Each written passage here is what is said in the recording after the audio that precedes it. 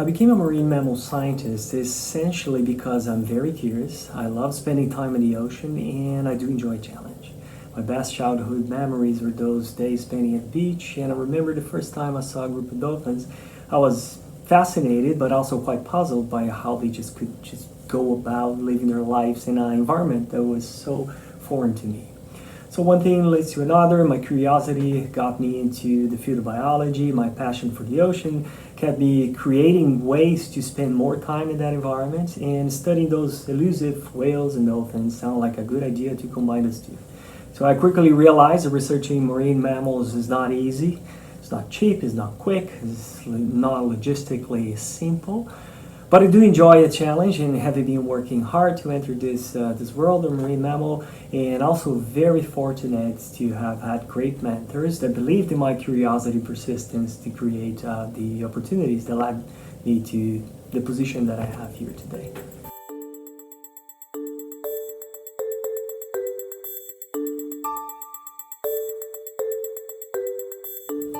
I started during my undergrad years. I was studying biology in Brazil, in a university that wasn't so close to the ocean. So I would do my credits, my study, my exams, and then work some odd jobs to save up a little money. And during the summer or winter break, I would quit school for a couple months and try and join these NGOs that offer volunteer programs and sometimes paid internships to learn how to collect data, primarily by behavior data on humpback whales, Guiana dolphins, right whales, and whatever it could get. So looking back, one thing that was really important to get started in this field was persistence. Sometimes those internships weren't easy to get, and working different jobs to make a living while trying to get into the marine mammal research was crucial for me.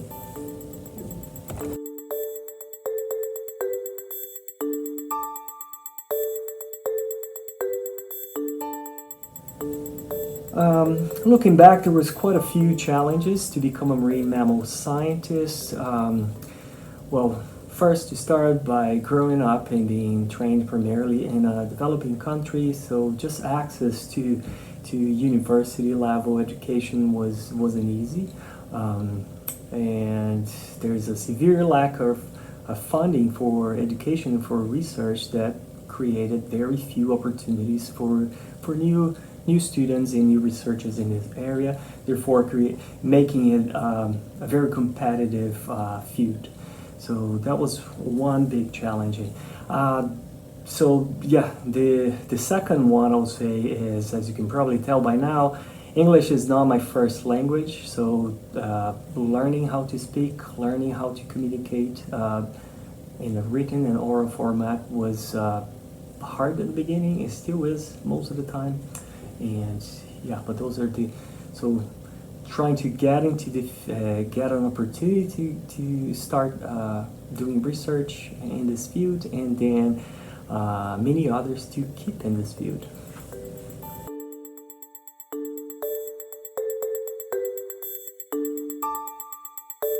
I think for any scientist today, the most important, I want to say skill, but the most important ingredient you need is passion.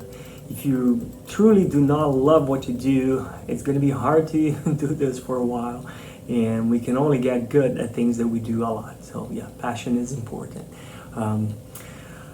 Many technical skills are more and more required in the field of natural sciences. So from skills of collecting data sampling, using different methods. Every day there's a new way of collecting some behavior or biological data, so getting familiar with those tools and methods. Data processing, we're living in the age of big data, so learning how to process those data in an efficient way is important, as well as modeling, statistical modeling, and data analysis skills. I think today scientists in this field cannot escape from getting good at coding and analyzing data.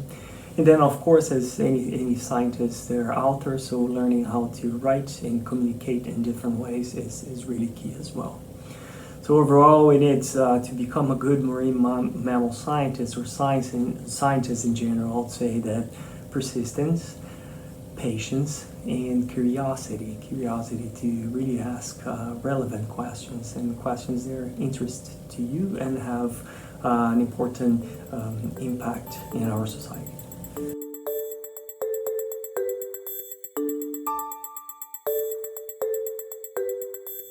I think this profession will change over the next decade. Probably will need more and more skilled people that work with big data and again know how not only to collect but also to process and synthesize and write about this big data.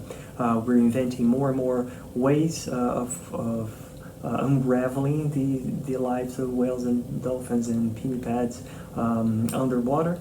So dealing with that level of detail will be important.